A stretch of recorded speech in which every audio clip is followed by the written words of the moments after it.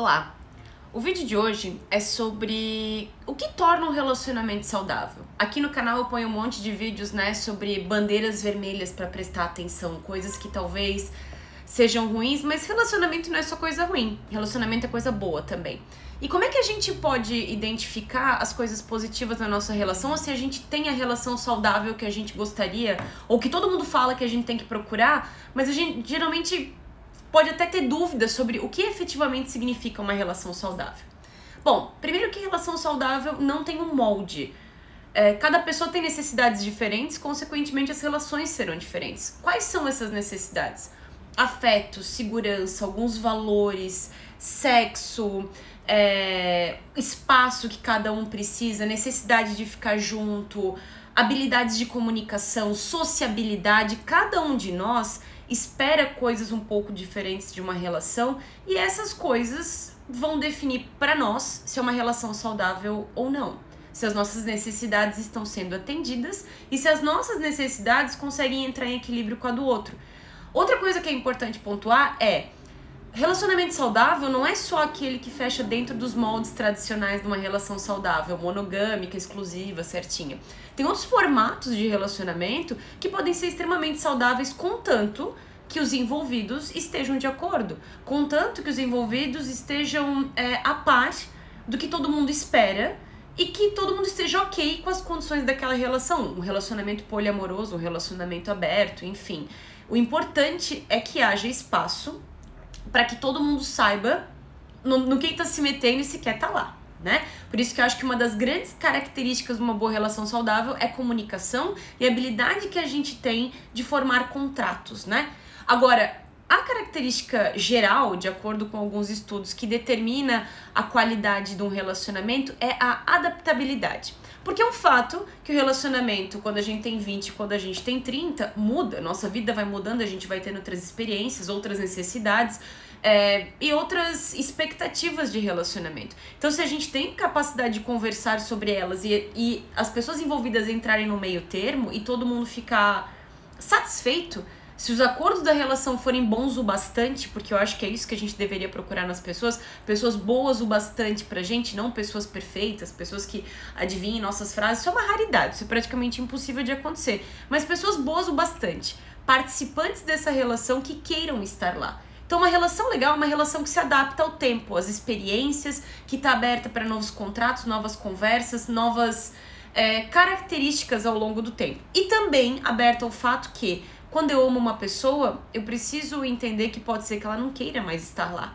E um relacionamento saudável é eu entender que se ambas as partes não querem mais aquele contrato, ou uma parte quer muito do jeito e a outra não quer, ninguém é forçado a nada.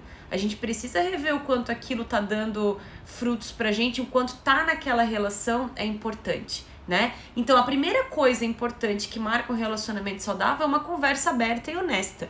Eu não tenho medo de falar pra pessoa de coisas muito importantes, desde novidades na minha vida, o que me afeta no trabalho, questões com a minha família, o estresse do dia a dia, dos meus familiares, dos meus amigos, assim como questões mais sérias, como saúde, doença, problemas financeiros. As pessoas têm ainda um tabu de falar de dinheiro umas com as outras, mesmo elas planejando passar o resto da vida umas com as outras, elas nem sempre são tão honestas quanto deveriam. Questões sobre sexo, o que eu espero da minha vida sexual, o que eu gostaria que a gente fizesse. Questões sobre você, coisas em você que nesse momento estão me deixando triste ou magoado ou não tá legal e eu não me sinto à vontade pra falar. Essas coisas, quando a gente não fala, elas vão corroendo as relações. Então é preciso que a gente treine um com o outro uma conexão, uma comunicação. A conexão vem consequentemente honesta, né? Junto a isso também vem a questão da confiança. Para eu ter confiança, eu preciso de intimidade, de honestidade, de integridade. Procurar até certo ponto não manter segredos importantes para a relação. Isso quer dizer que a gente tem que contar tudo pro outro 100% o tempo inteiro, nosso passado. Não. Mas enquanto a gente está nessa relação, a gente precisa avaliar se a gente não acaba escondendo algumas coisas do meu parceiro ou da minha parceria que são importantes para a evolução e para a saúde do nosso relacionamento. De novo, questões financeiras, questões que podem gerar um afastamento, uma frieza em nós dois, nós vários, quanto casal. Questões, de novo, sobre a minha saúde, sobre as minhas necessidades. Se eu não tenho essas conversas rolando de vez em quando na minha relação, isso é um problema. né? E essas conversas vão muito além de gerar aquela segurança de que a pessoa não vai me trair, de que a pessoa não vai mentir pra mim, que é o que geralmente a gente inicialmente se preocupa tanto, mas não é só isso. É uma forma de deixar o outro se sentindo confortável e seguro, saber que o outro não é capaz de me machucar emocionalmente, fisicamente. Tem como saber o resto da vida que a pessoa não vai fazer isso? Infelizmente não, muitas coisas mudam ao longo da vida, mas ela transmite pra gente conforto, segurança, paz e uma certa estabilidade emocional e um espaço onde fique muito claro que tanto eu quanto a outra pessoa temos o melhor interesse em mente para a relação e um para o outro, né? Que a gente tem respeito e que a gente encoraja o outro a ser a melhor versão dele, ou ser a versão que ele quer ser. E é isso que importa. Isso existe muito mais na nossa relação do que aspectos negativos, né?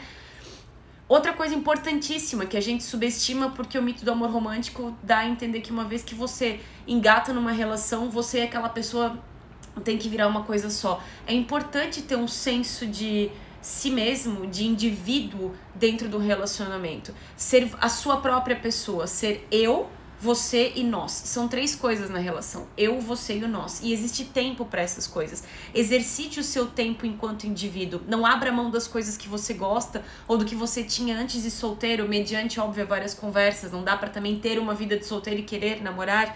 Mas encontrar um meio termo entre as suas coisas, não seja 8 ou 80, eu largo tudo pra ficar com a pessoa, ou eu me recuso a ceder em tudo porque a pessoa acabou de entrar e ela tem que me aceitar como eu sou. Por isso que a comunicação é importante, mas é preciso que eu não mate o meu tempo e as minhas características pessoais e individuais, porque é isso que mantém a curiosidade, o interesse que a outra pessoa tem em mim, que me leva a um próximo ponto importante do relacionamento saudável. Manter a curiosidade um no outro, manter o interesse no outro. É por isso que é legal que a pessoa tenha as suas coisas, né?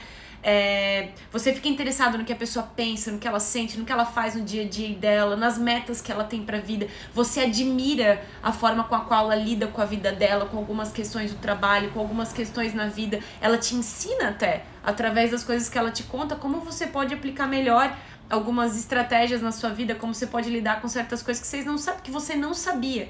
E isso é legal, uma relação que se adapta e que agrega. Isso acontece 100% do tempo? Claro que não. Mas você está num constante trabalho para que vocês se ajudem a conquistar sempre coisas melhores para si e, consequentemente, para o outro. Já citei a questão de ter um tempo separado, um tempo para ficar sozinho, 1 horinha, 2 horinhas para fazer as coisas que você gosta. Repito, isso é extremamente importante, é saudável você ter tempo só para você, para que você dedique às suas coisas, aos seus hobbies, aos seus interesses. Isso aumenta a chance de você se tornar interessante para outra pessoa. É bom ter um tempo separado. Todo casal precisa de tempo separado? Não sei, né? Pessoas se dão muito bem fazendo tudo juntas e tem muitas pessoas que funcionam muito bem assim. Mas, muito provavelmente é porque elas conseguem, ainda dentro desse tempo de casal, nutrir algum senso de individualidade. O sentimento de individualidade, de que eu existo além desse relacionamento, é muito importante. Manter o relacionamento boa parte do seu tempo leve, com brincadeira, com piada, ter a habilidade de rir de si mesmo e de rir do outro de uma maneira doce, saudável, é muito bom. Faz com que você quebre o gelo, faz com que fortaleça o vínculo de intimidade, faz com que você entenda que estar com o outro é seguro. Diferente de brincadeiras que minam a autoestima, que são críticas disfarçadas de elogio, que são brincadeiras que tem um fundo de verdade, mas uma verdade que é super improdutiva, é diferente. Eu tô falando de pessoas que têm a habilidade de fazer brincadeiras um com o outro num espaço de segurança e de carinho. Intimidade física é extremamente importante. Tem casais que não fazem questão de sexo. Isso é um problema? Não necessariamente. Contanto que todo mundo esteja de acordo, contanto que todo mundo esteja feliz com a forma que a vida íntima, física tá rolando no casal. Por isso que é importante uma comunicação aberta. É importante que o outro saiba que eu não tô feliz com a nossa vida sexual e que eu gostaria que algumas coisas mudassem. E é importante que, quando eu fale disso, eu também ajude com ideias de solução. Isso aqui não tá legal. O que você acha que a gente pode fazer a respeito? Então é importante um casal que consiga ter uma conversa honesta e aberta e que seja confortável sobre quem inicia a atividade sexual, falar sobre sexo, como lida com rejeição quando um quer, quando o outro não quer, e falar sobre esse sentimento de rejeição que nem sempre quer dizer isso. falar sobre fantasia, sobre desejo, sobre uma coisa que pensou, sobre um momento que lembrou, ficar à vontade de falar sobre o seu interesse naquele momento, de ter mais ou menos sexo na tua vida. Um casal que pretende ficar o resto da vida junto, ou ficar o tempo que for necessário e for feliz juntos, é um casal que tem que ter habilidade para conversar. E aí entram outros 2 últimos fatores importantíssimos. Habilidade de trabalho em equipe, de serem parceiros e não ficarem numa situação em que de vez em quando eles estão numa queda de braço. A ideia é que eles sejam um time, né? Que eles não sejam rivais por conta de qualquer questão que mude. Às vezes pode gerar alguma rivalidade, mas aí entra a habilidade do casal de saber resolver conflitos, de escutar o outro antes de se defender, de lidar com as suas de lidar de maneira amigável e aberta com críticas, com diferenças, com questões que naquele momento eles não batem, mas eles não se tratam mal porque pensam diferente. Eles procuram, da melhor maneira possível, encontrar o meio termo. Eu espero que esse vídeo tenha ajudado. Se você gostou, segue aqui no YouTube, assina o canal, faz comentários.